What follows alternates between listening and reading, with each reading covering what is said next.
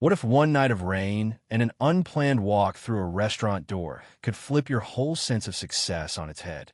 I mean, most folks don't believe that kind of stuff happens in real life, right? But, well, it did to me, and let me tell you, I was the last guy expecting to get schooled in my own restaurant by a waitress with a tired smile and a backbone of steel. That night, the storm outside was nothing compared to the reckoning waiting for me inside.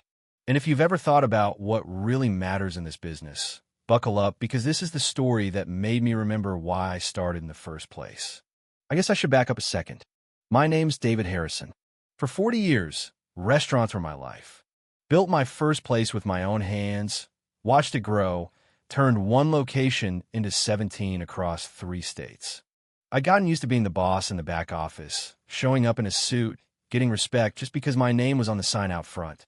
But that night in Chicago, the rain was coming down in sheets. I left my car 3 blocks away, threw on an old jacket, and walked up to my flagship place looking like a guy hoping for a cheap bowl of soup, not the owner. Pushing through those glass doors, the place looked the same as always.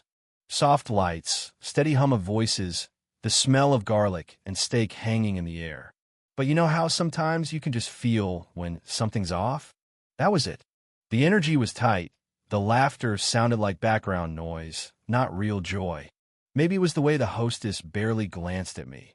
Phone in hand, eyes glazed over as she mumbled, "Just one tonight?"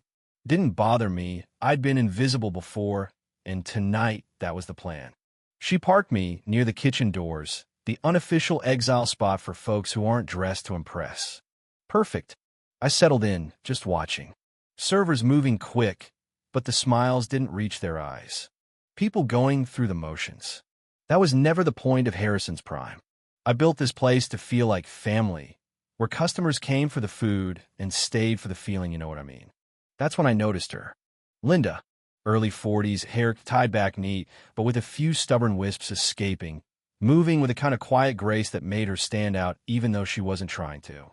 Every time she passed the table, she actually listened, nodded, remembered folks' names, filled water glasses before anybody asked, smiled like she meant it. But the younger servers? They whispered and rolled their eyes behind her back, too wrapped up in their own little worlds to see what she brought to the place.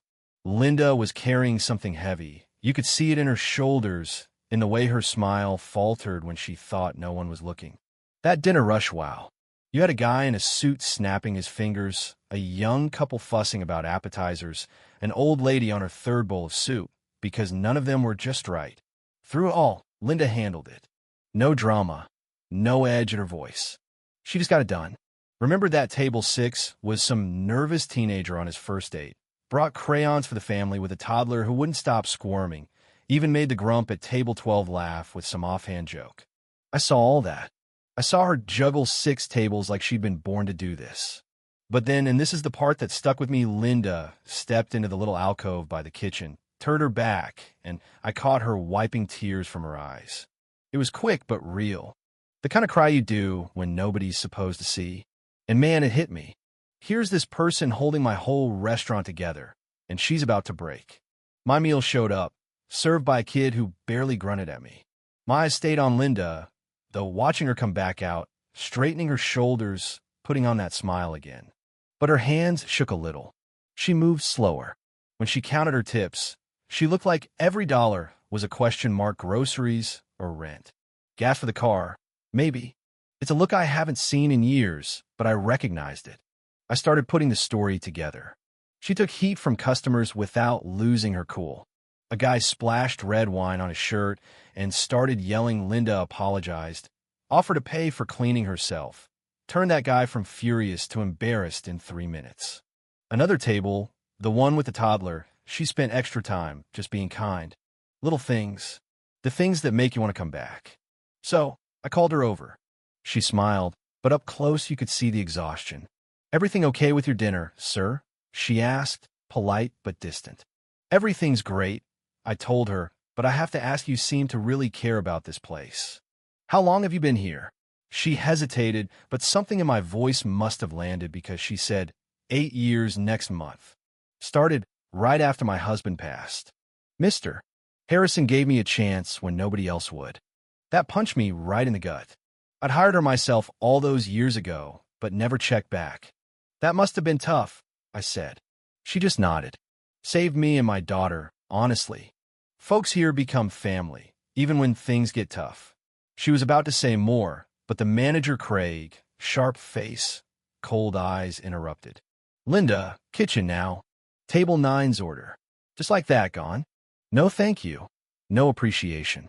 I watched Craig the rest of the night. He was barking at people, acting like the king of the castle. Berated a new server for a tiny mistake. Shot down Linda's idea for a birthday dessert comp. Care more about clocking folks out early than making people feel welcome.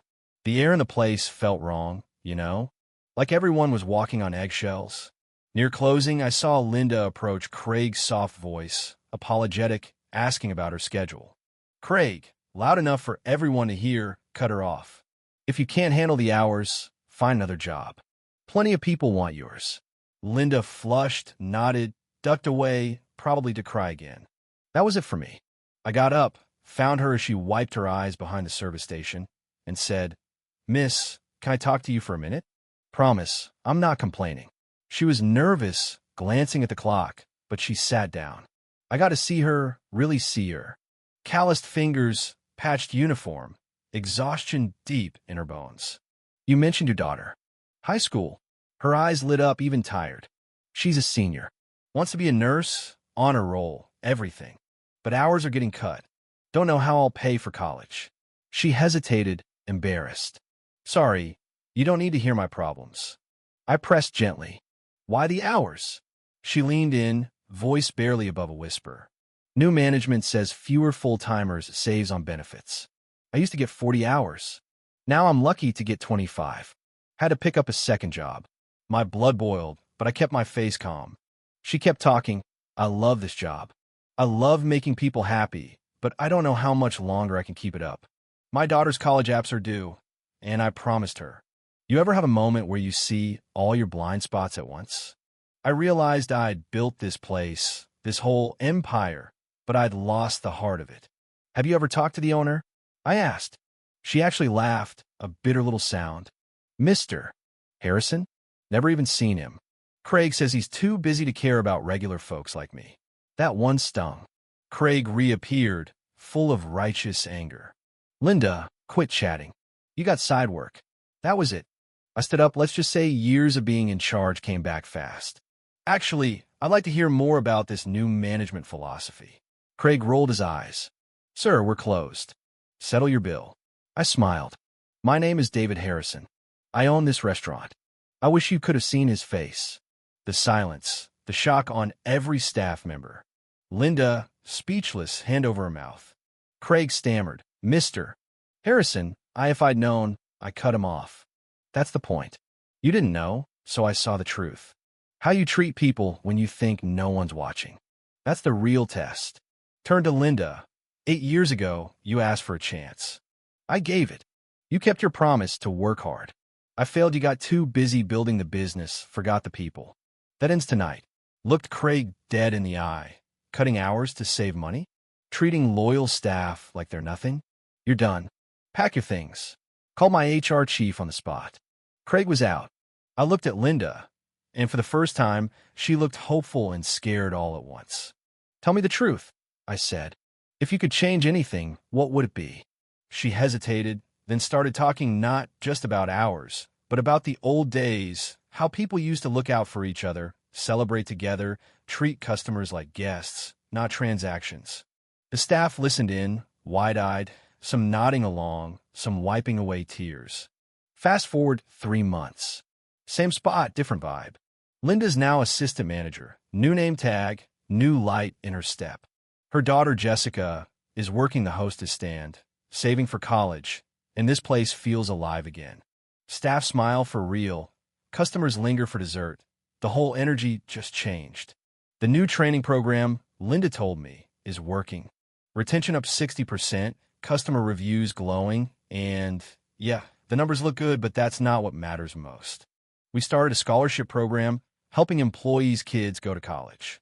Linda's daughter got the first full ride, but now we've helped 5 other families. Turns out, when you treat people like family, they give it back 100 times over.